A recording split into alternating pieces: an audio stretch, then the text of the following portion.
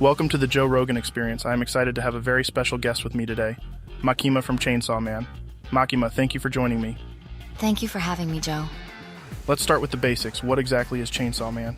Chainsaw Man is a manga and now an anime that follows the story of a young man, Denji, the Virgin, who merges with a devil named Pochita and becomes a powerful being, half human, half devil.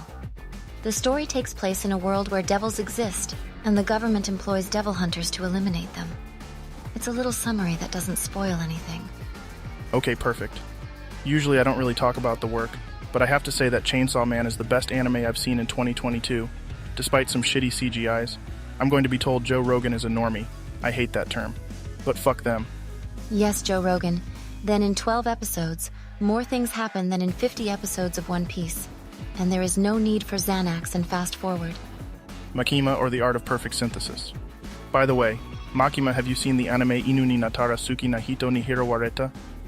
It's the story of a cherry boy like Denji, who is transformed into a cute little dog, and adopted by his high school crush, Karen, who names him Pochita, the joke. And the guy lives the dream of Denji. Big tits, asses, fan service in abundance. It's for men who are cultured. No, I haven't seen that big weirdo anime. My dogs are in human form, Joe. I can quit the show and be your new doggy dog. Please accept me. No, that's not going to do it, Joe. I only take Wagyu. Damn, luckily I still have the DMT. Let's get back to serious things. You have a very complex character, and there are a lot of different interpretations of your motives and actions.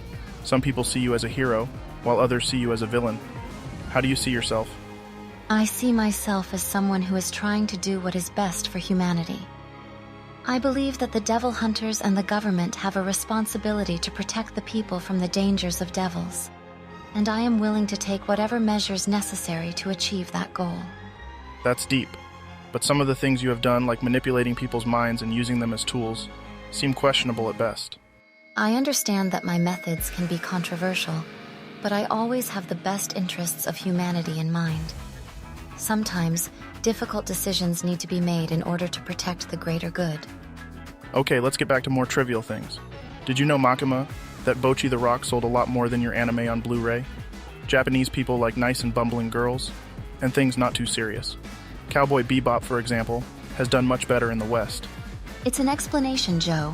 Or maybe the very cinematic approach taken by the director, and which is well represented in the opening, is the explanation. Okay, I think that's the most plausible explanation. We must not forget that the Japanese jerk off the noodle on the lolis, which are supposedly 1,000 years old. Last question, Makima. Do you know when Season 2 is coming out? I'm too lazy to read the manga. And just like that, you really have a velvety voice in English, even though I watch the show in Japanese as always. You will have to take your troubles patiently. The Japanese animation industry is pitiful. Billions of rotten isekai, generic shonen. The case of Berserk is symptomatic.